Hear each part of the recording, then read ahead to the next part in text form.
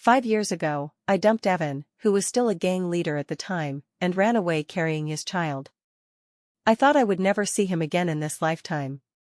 5 years later, he drove a luxury car whose name I couldn't recall and parked it downstairs from my rundown rental building. Nina, I'm renting an apartment. He pointed to the small, dilapidated secondary bedroom across from mine that had been unrented for years. My daughter, Yoyo, clung to my leg and asked in her childish voice, "Mommy, this uncle is so handsome. Why is he staring at you all the time?" Looking at Evan's face, which was colder and more somber than 5 years ago, I had only one thought in my mind: it's over, he's here to take our daughter. I decided to outwit him and defend my daughter to the death. As it turned out, this man, legendary for making the underworld tremble with a stomp of his foot, would punctually at 6 o'clock every morning carry a vegetable basket to the market to grab the freshest ribs, clumsily braid Yoyo's hair into crooked pigtails. And when I was in excruciating pain from my period, he would blush and boil me a bowl of brown sugar water with 3 poached eggs. My neighbors and tenants all said that the new Mr. Evan was truly a family-oriented good man. Only I knew that the hideous knife scar extending from his left shoulder to his lower back under his shirt was one I had personally bandaged back then. He wasn't some good man, he was my man. But I didn't know if this time he had truly put down the knife for me. "Mommy, the elevator is broken." Daughter Yoyo's childish voice came from the hallway, carrying a hint of grievance. I poked my head out and looked at the red maintenance sign in front of the elevator door, sighing. This dilapidated building, I had lived here for 5 years, and the elevator had been broken for 3.5 years. "It's okay, Yoyo, we'll take the stairs." I picked up the 2 large bags of garbage by the door, held her small hand, and walked down. When I reached the corner on the 2nd floor, I stopped. Downstairs, a black car was parked. Shiny and wide, like a silent beast, it was completely out of place with my rundown rental building where the wall plaster was peeling off. By the car door stood a man with his back to me, dressed in a well-tailored black suit, tall and upright. Just standing there, he exuded an indescribable sense of oppression. Yoyo tugged at my hem and whispered, "Mommy, who is that person?" I shook my head and pulled her along, wanting to hurry past. The man seemed to hear our footsteps and slowly turned around. The moment I saw his face clearly, the garbage bag in my hand dropped to the ground with a thud. The soup from the pickled fish splashed out, soiling my clean pants. But I couldn't care less. That face, more mature than 5 years ago, with deeper contours and a more somber gaze. But I recognized it. Even if turned to ash, I would recognize it. Evan. My ex-husband who should have been dead long ago.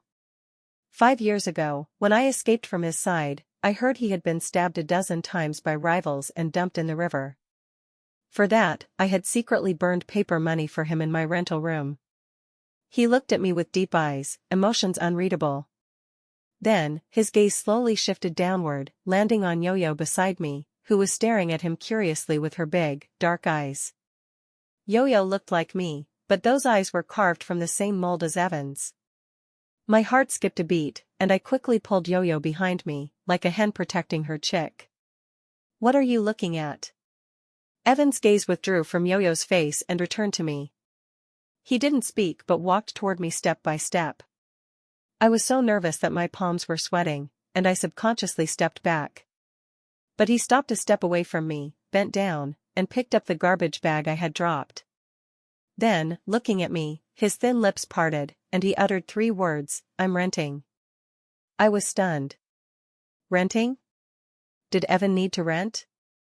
With all the properties under his name, the riverside luxury apartment I had lived in back then, even just one of its bathrooms was larger than my entire place here. "This place doesn't separate by gender, no shared rentals," I said coldly, using the lamest excuse. "I'll rent the whole unit. None left, I'll rent it out." He extended his finger to point at the room across from mine.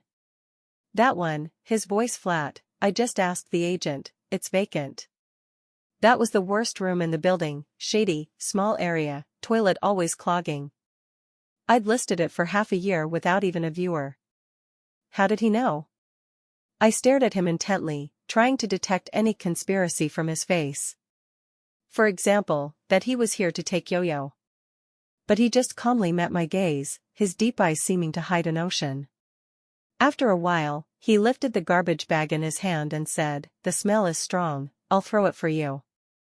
With that, he turned and walked toward the downstairs trash bin. I watched his back, tall, silent, and a bit desolate. Yoyo poked her little head out from behind me and whispered, "Mommy, this uncle is so handsome." I didn't speak, my heart in complete chaos. Evan returned after throwing the trash, holding an agent's business card and waving it in front of me. "Keys, the agent has given them to me. Rent, double the market price, already transferred. Contract, will be delivered this afternoon." His 3 sentences blocked all my paths. Then, right in front of me, he took out the key and opened the creaky old wooden door across from mine. The door opened, but he didn't go in immediately. He turned back, looking at me and Yoyo, his gaze softened noticeably when it landed on Yoyo. "My name is Evan," he said to Yoyo. Yoyo tilted her little head and replied in her childish voice, "Hello, Uncle, my name is Yoyo."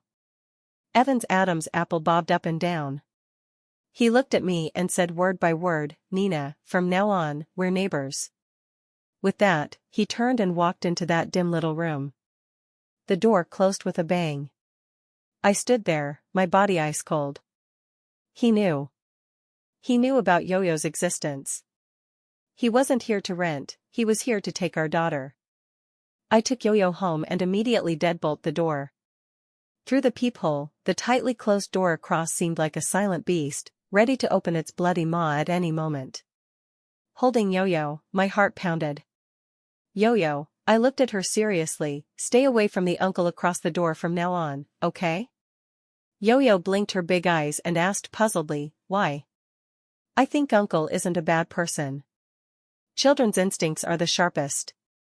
But she didn't know that this uncle who wasn't a bad person had once twisted a man's arm out of its socket with his bare hands without even blinking. That whole day, I was restless. There was no sound from across the door, no renovation noises, no moving sounds, it was so quiet it seemed like no one had moved in at all. But I knew he was there. I felt like a frog targeted by a venomous snake, all my nerves taut. For dinner, I made something casual, I had no appetite. After eating, Yoyo held her drawing board in the living room, doodling. "Mommy, look, I drew Uncle." She held up the drawing for me to see. On the paper, a stick figure drawn with black crayon, particularly tall. Beside it was a small stick figure holding his hand. My heart ached. Yoyo had never seen her father since she was little. The kids in kindergarten all had dads picking them up, she never did. She didn't say it, but I knew she was envious. Evan's appearance had it made her. I didn't dare think further. The next morning, I took Yoyo to kindergarten. As soon as I opened the door, I saw Evan standing at his door, holding a pink Hello Kitty small backpack. That was Yoyo's backpack. We had returned too hastily yesterday and left it in the hallway. He was wearing casual gray sweatshirt, less oppressive than in a suit, more homey. His hair seemed shorter, looking refreshing. He saw us and handed over the backpack. "Left behind." I snatched the backpack, said thanks, and pulled Yoyo to leave. "Wait." Evan called me back. I turned warily. He pointed to Yoyo's hair. "The braids are crooked." I had gotten up in a hurry that morning and casually tied 2 small pigtails for Yoyo. They were indeed a bit crooked. "None of your business." My tone was sharp. He ignored me and squatted down. He was tall, even squatting, he was much taller than 4-year-old Yoyo. "Yoyo," he softened his voice, "Uncle will retie it for you, okay?" Yoyo looked at me, then at him, and hesitantly nodded.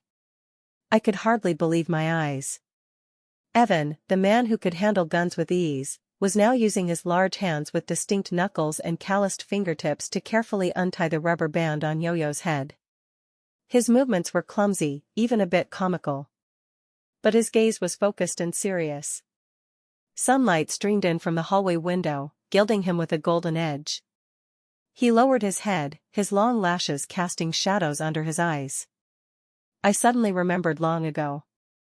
When we were still together, my hair was long, and he always liked to clumsily blow-dry it for me. The hot air made me drowsy, his fingers threading through my hair with a rough gentleness. My heart inexplicably skipped a beat. Soon, he finished tying a even more crooked topknot. Yo-Yo touched her little braid, looked at her reflection in the shiny fire hydrant box in the hallway, and giggled. "Thank you, Uncle." "You're welcome." Evan stood up, his gaze meeting mine. I immediately looked away. "Let's go, we'll be late for school." I pulled Yo-Yo and walked. At the stairwell, I couldn't help but look back. He was still standing there, leaning against the doorframe, hands in pockets, quietly watching us. That look, I couldn't describe it.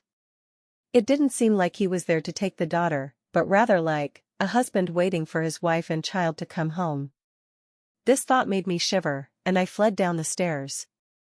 After Evan moved in, my life was completely thrown into disarray. He seemed like a lingering ghost. When I took Yo-Yo out in the morning, he was sure to be at the door, holding either hot soy milk or freshly baked buns. Bought too much, for Yo-Yo to eat. The excuse was always so lame. In the afternoon when I picked up Yo-Yo from school, 8 out of 10 times, I could see his black car parked across the street from the kindergarten. He didn't get out, he just sat quietly in the car. Once, Yo-Yo spotted him sharply.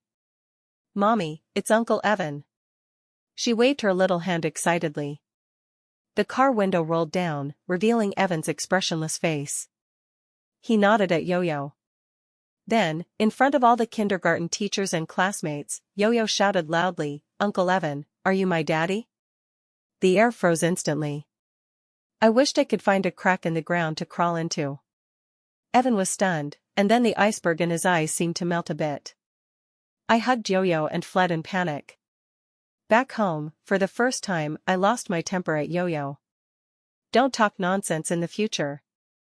He's not your daddy." Yo-Yo was frightened by my shout, pursing her lips, tears swirling in her eyes but stubbornly not falling. That look was exactly like Evan's.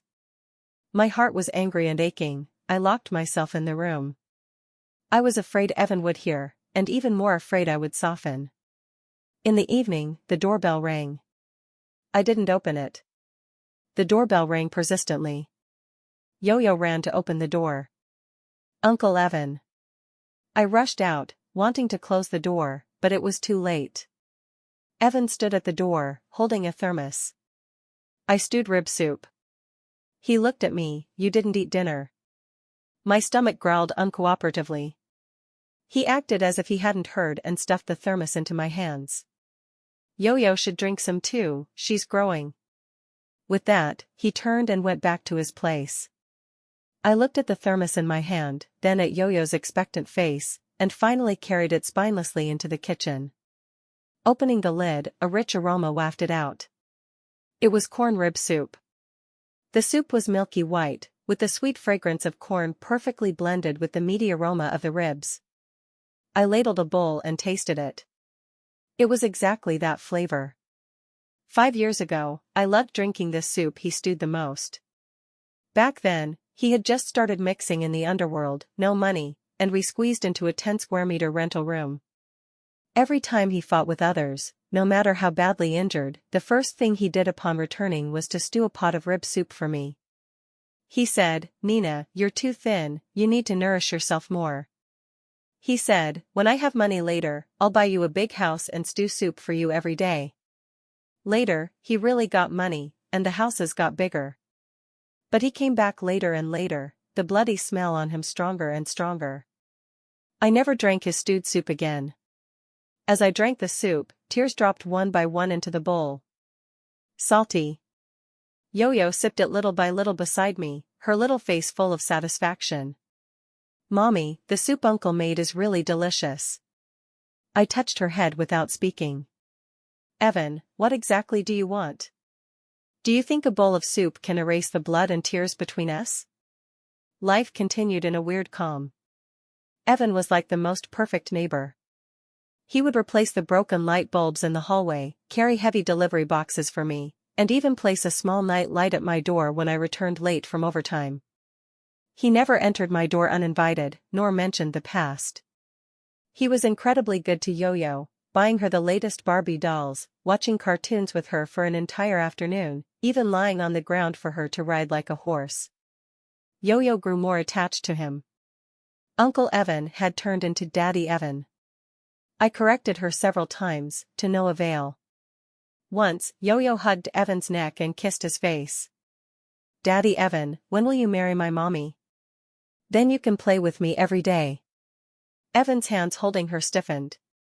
He looked up at me with complex eyes. I awkwardly turned my face away, but my heart pounded uncontrollably. My defenses against Evan seemed to be slowly crumbling in these bits of daily life. I even started to get used to his presence. Until that night. Around 2 a.m, I was awakened by urgent knocking. My first reaction was that something had happened. These years, alone with Yoyo, what I feared most was emergencies in the middle of the night. I grabbed the baseball bat nearby, quietly went to the door, and looked through the peephole. The person outside was Evan. He leaned against the wall, face pale, forehead covered in cold sweat. He clutched his left arm with one hand, dark red liquid seeped from between his fingers, dripping on the floor. It was blood. My mind buzzed. Those memories of blood, violence, and fear that I desperately wanted to forget surged back instantly. My hands and feet were ice cold. Reason told me not to open the door. Opening it would drag me and Yoyo back into that abyss. But my hand uncontrollably gripped the doorknob. The door opened. Evan saw me and seemed to sigh in relief, his body swayed, nearly falling. I subconsciously supported him. His body was hot, through the thin pajamas, I could feel his muscles tensing. "Come in first." My voice was trembling. I helped him to the sofa and turned on the light. Only then did I see that his left sleeve was soaked in blood. "What happened?" "Nothing," his voice weak, "just a small accident." "Small accident?"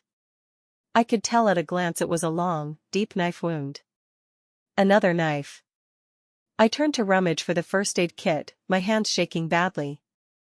"Nina," he called me, "don't be afraid." I ignored him, took out scissors, wanting to cut his sleeve. "I'll do it myself." He took the scissors with his right hand and neatly cut open his sleeve and shirt. The wound was exposed to the air. Very deep, flesh turned out, still oozing blood. As the shirt was cut open, his entire upper body was revealed. Solid chest, defined abdominal muscles, and, from the left shoulder extending to the lower back, that hideous, centipede-like old knife scar. The last time I saw him was after he received the stab. The doctor said if it deviated by another inch, it would have hit the heart. I watched over him for 3 days and nights, waited for him to wake up, then left a note and walked away. My vision blurred with tears. "Why?" I choked. "Why still live this kind of life?" He looked at me, his eyes carrying a pain I couldn't understand. "Nina, I haven't. This is the last time." He grabbed my hand, his palm was hot, with thin calluses. "Trust me." I looked at him, seeing myself in his eyes, disheveled, vulnerable, full of contradictions. In the end, I couldn't push him away. I took out disinfectant and gauze, and like 5 years ago, began clumsily treating his wound. When the alcohol cotton touched the wound, he grunted, his body tensing. But he didn't dodge. The room was quiet, only our 2 breathing sounds. And my damned heartbeat. Thump, thump, pounding on my heart.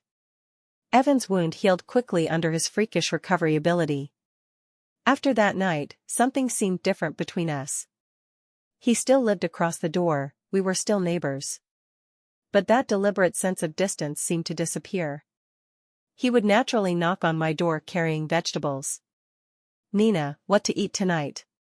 Then he would walk into the kitchen on his own, tie on my pink Winnie the Pooh apron, and start washing and cutting vegetables. At first, I protested, but later I let him be. After all, the food he made was much better than mine. Yoyo was the happiest. She could finally sit openly at the dinner table, with Mommy on one side and Daddy Evan on the other. She would pick the green peppers she didn't like from her bowl and give them to Evan. "Daddy, I don't eat this." Evan would expressionlessly eat the green peppers. Then I would pick the green peppers back from Evan's bowl. Children, being picky eaters, don't talk too much. Evan looked at me, then at Yoyo, saying nothing, just the corners of his mouth slightly upturned. That scene was so warm it scared me. I was afraid this was just a dream. When I woke up, everything would return to the starting point. Soon, Yoyo's kindergarten was holding a parent-child sports day. The teacher sent a notice in the group, requiring both Mom and Dad to participate. Looking at the notice, I was in a dilemma. Where to find her a dad?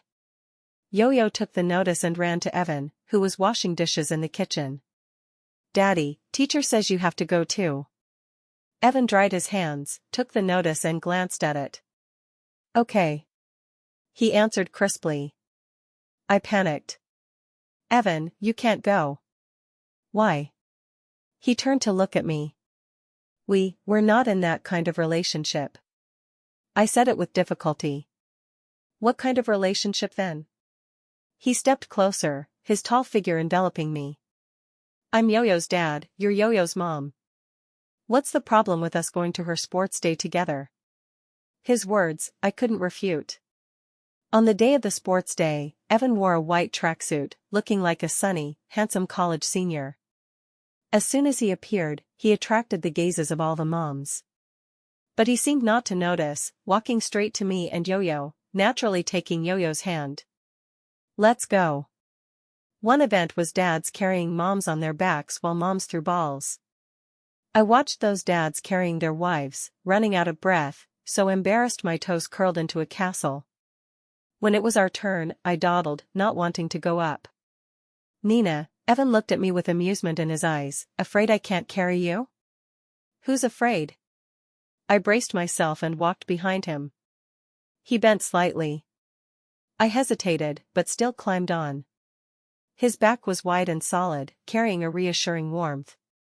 I thought he would struggle to stand like other dads.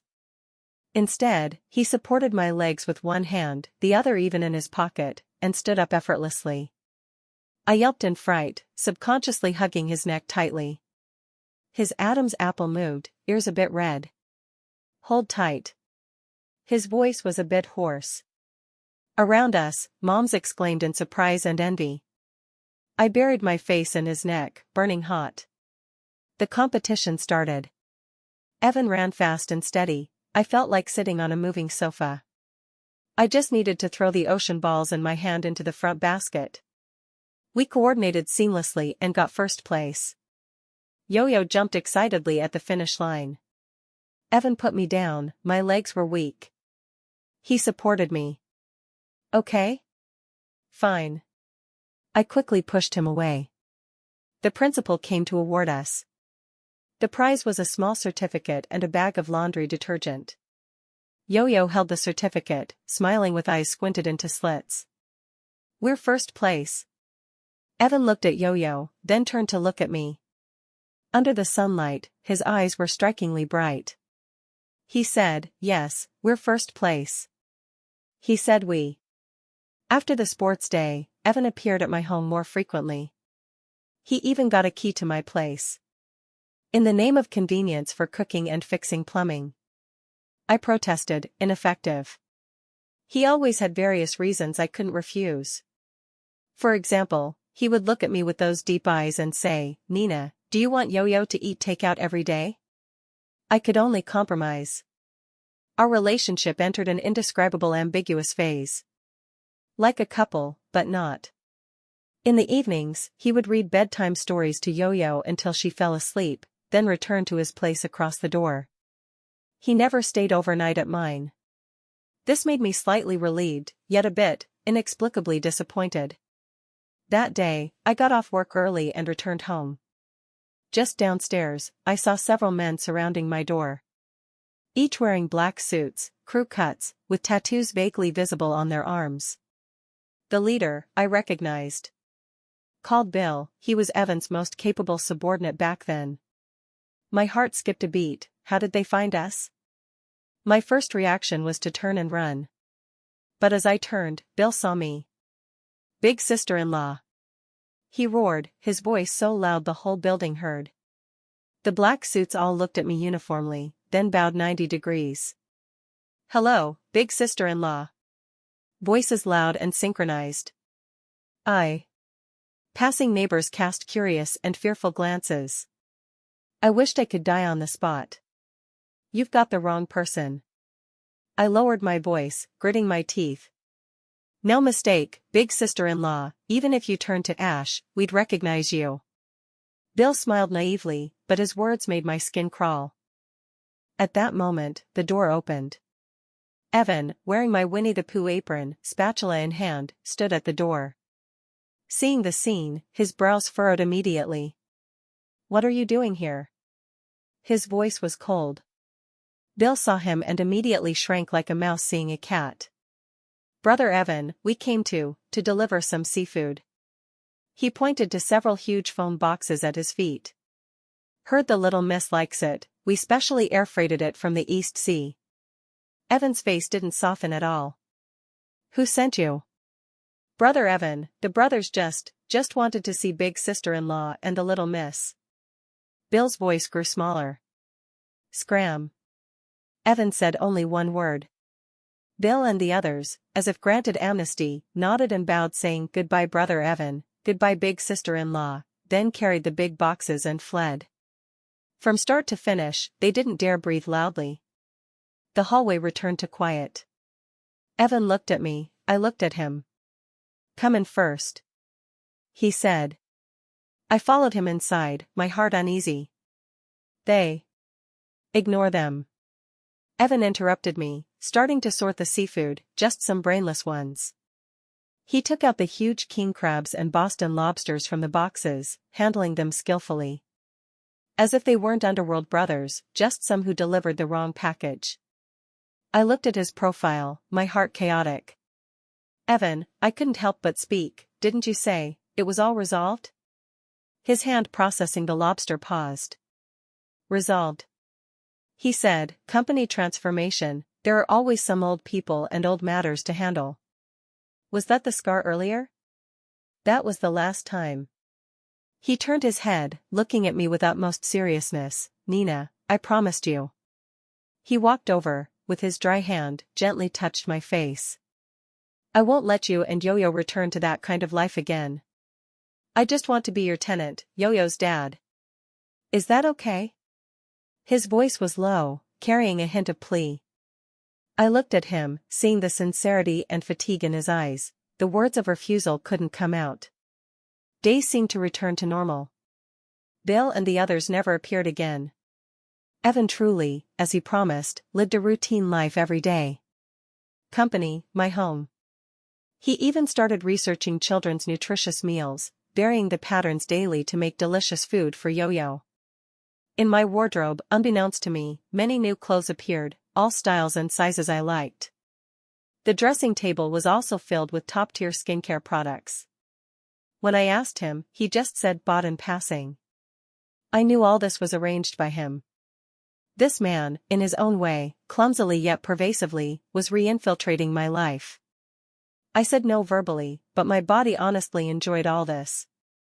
I seemed to have fallen back into the net he wove with gentleness. I even started fantasizing that perhaps we could start over. Until I saw that photo. That day, Evan had urgent company matters and left early. I helped tidy his room. That small rundown place had been organized neatly by him, full of life. In his bedside table drawer, I found a locked iron box. As if possessed, I found the key and opened it. Inside the box, no gold or jewels, no confidential files. Only a stack of photos. In the photos, a girl smiling sweetly. Long hair, big eyes, wearing a white dress. Very beautiful, and very unfamiliar. Not me. I flipped through them one by one. They watched movies together, walked on the beach together, laughed on the carousel together. In every photo, Evan looked at her with a gentleness I had never seen. The last photo was in a church. The girl in a wedding dress, Evan in a suit. They stood together like a perfect couple. On the back of the photo, written in pen, "My love, Yara." My mind buzzed, like something exploded. My name is Nina because my mom's surname is Sue, and Dad hoped I would always be remembered by him. Then who is this Yara? Coincidence? Or am I just a substitute? I suddenly remembered, 5 years ago when I left him, he was drunk, holding me, calling another name repeatedly. At the time, I thought I misheard. Now thinking back, he must have been calling this girl's name. The photos in my hand scattered on the ground. My heart felt gripped tightly by an invisible hand, hurting so much I couldn't breathe. So, this 5 years of not forgetting Nina, this sudden return, this seemingly affectionate compensation, none of it was for me. What am I? Because I resemble that girl a bit? Anger and humiliation flooded me like a tide. I rushed back to my home and started frantically packing things. The clothes Evan bought, skincare products, all traces he left, I packed and threw into the trash bin. Yoyo was scared by my actions. "Mommy, what's wrong? Why are you throwing away the doll Daddy bought? He's not your daddy." I yelled at her, regretting it immediately. Yoyo's tears fell instantly. I couldn't console her. I pulled her, grabbed the suitcase, and rushed out the door. I didn't want to stay in this place full of lies and deception for even a second. I slammed the door and left. I swore, "Evan, I would never see you again." I took Yoyo to a budget hotel. Not big, but fairly clean. Yoyo kept crying for Daddy. I was upset and could only turn on the TV, play her favorite cartoons, hoping to distract her. My phone kept ringing. It was Evan calling. I hung up time and again, finally turning it off directly. Outside the window, heavy rain started at some point. Lightning and thunder, pea-sized raindrops smashing against the glass window, crackling. Yoyo was most afraid of thunder. She hugged the pillow, huddled in the bed corner, her small body trembling. "Mommy, I'm scared." I hugged her into my arms, gently patting her back. "Don't be afraid, Mommy's here." My heart, however, was as chaotic as the weather outside. I didn't know where to go. This city was so big, yet no place where Yoyo and I could settle peacefully. At that moment, the hotel room door was knocked bang bang bang. I jumped, thinking it was hotel staff. "Who is it?" "Me." A hoarse, yet incredibly familiar voice. It was Evan. How did he find here? Holding Yoyo, I didn't dare make a sound. "Nina, open the door." His voice became urgent, "I know you're inside. Listen to my explanation."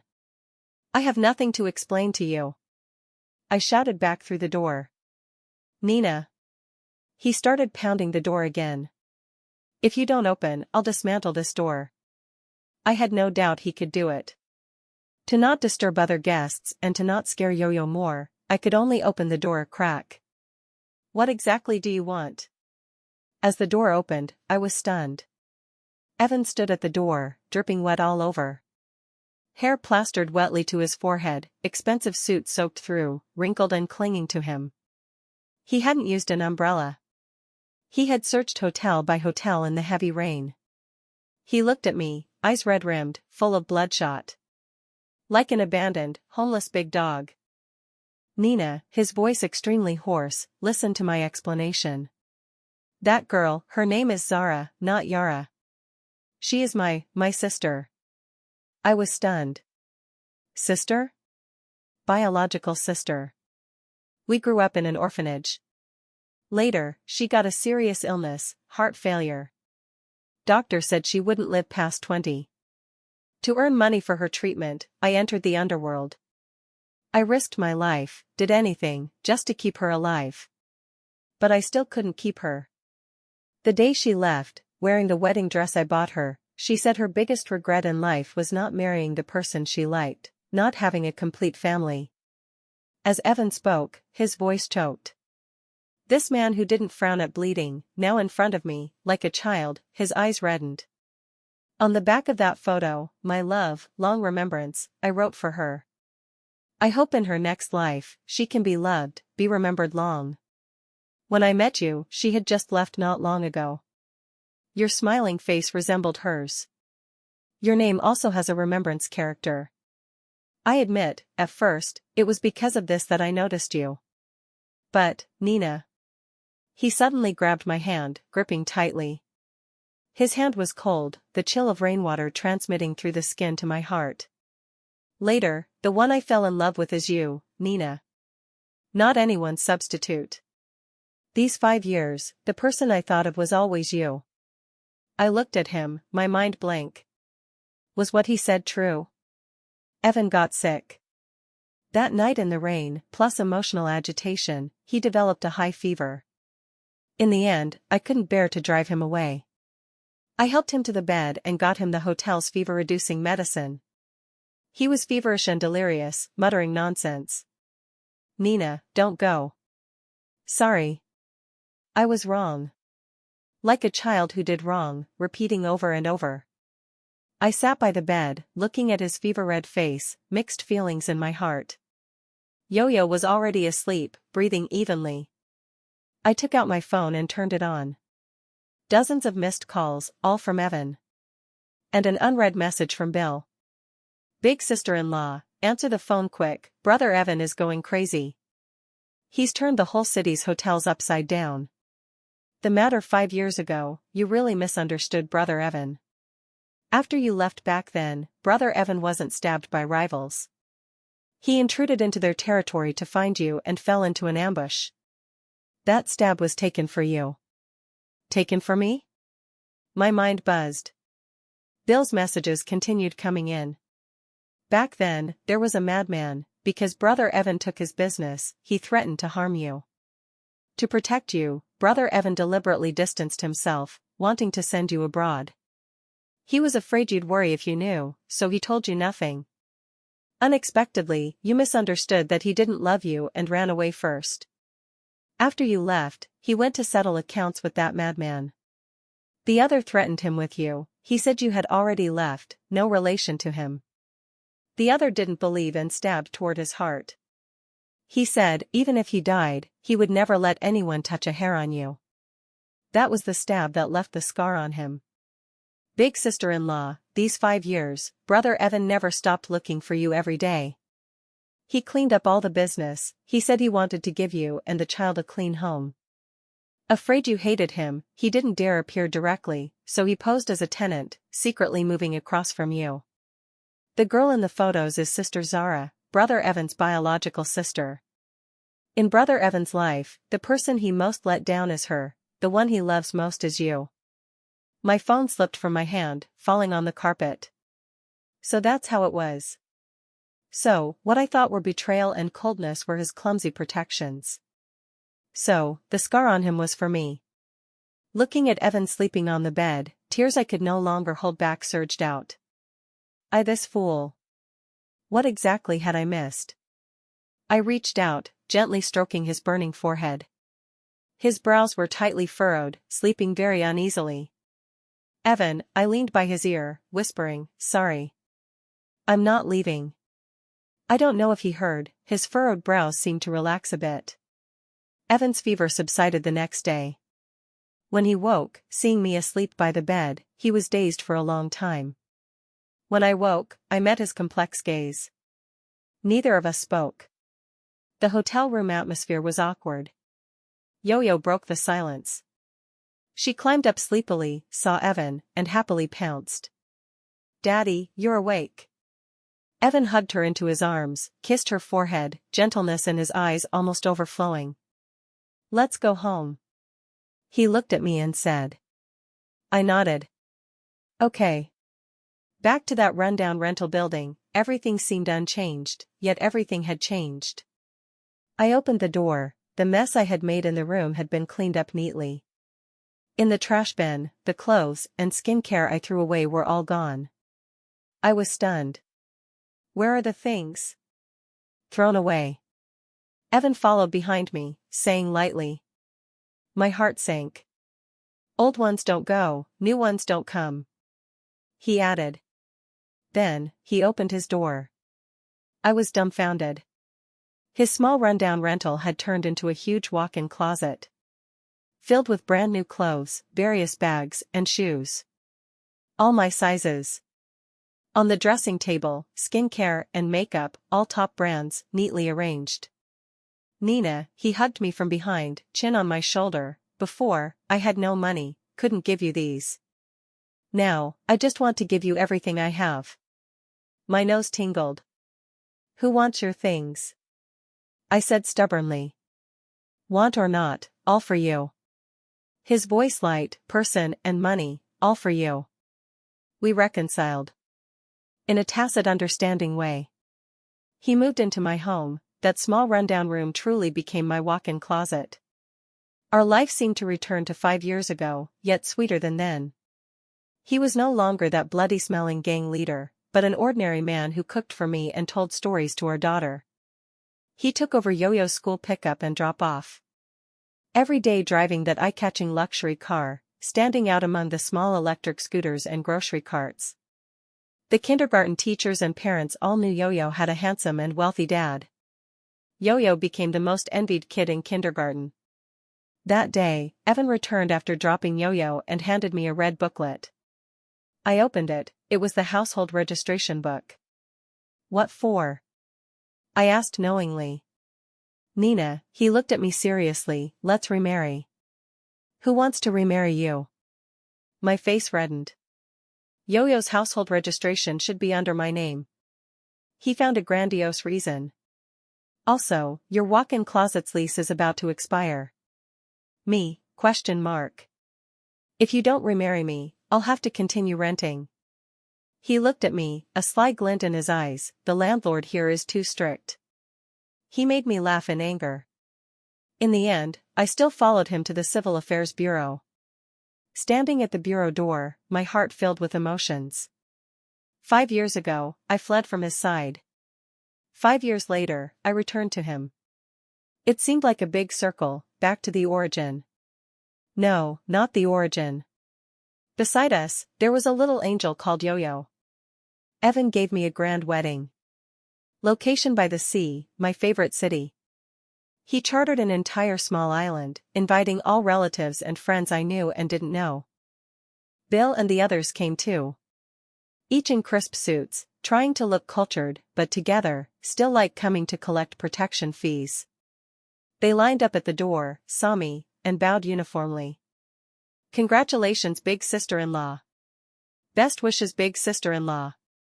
Voices earth-shaking. I held Evan's arm, not knowing whether to cry or laugh. My wedding dress was designed by Evan himself. He said his sister Zara's biggest wish was to wear a wedding dress. He wanted to double this beauty for me. The wedding march played. I walked toward him. He stood at the end of the flower arch, in a white suit, unbelievably handsome. He looked at me, stars in his eyes. The priest asked him, Mr. Evan, do you take Ms. Nina as your wife, whether? I do. The priest hadn't finished, and he interrupted eagerly. That urgency amused everyone present. My turn. I looked at him, this man I loved, hated, and waited for so many years. I smiled and said, I do. When exchanging rings, I noticed his hand trembling. After putting the ring on me, this man who commanded the world outside, decisive in killing, suddenly cried. He hugged me, head buried in my neck, tears wetting my wedding dress. He cried like a child, saying while crying, Nina, thank you. Thank you for still wanting me. I hugged him, gently patting his back. Fool. Yoyo, in a white little tulle skirt, like a flower girl, hugged a bouquet and ran to us. Daddy, don't cry, Daddy is a man. She clumsily wiped Evan's tears with her small hands. Evan looked at her, crying and laughing. He hugged us mother and daughter tightly. Yes, Daddy is a man. Daddy will protect Mommy and Yoyo, for a lifetime. Sea breeze blew, veil fluttering. Under the sunlight, our family of 3, shadows stretched long. I knew, this time, happiness had truly come. After the wedding, we returned to that riverside luxury apartment. The place I left 5 years ago. The furnishings in the house were exactly as when I left. As if I had just gone out to buy groceries and would return soon. Evan said, these 5 years, he hired someone to clean every week. He was afraid if I returned one day, I wouldn't find the feeling of home. In the evening, after Yoyo slept, Evan pulled me to the study. From the top shelf of the bookcase, he took down a locked wooden box.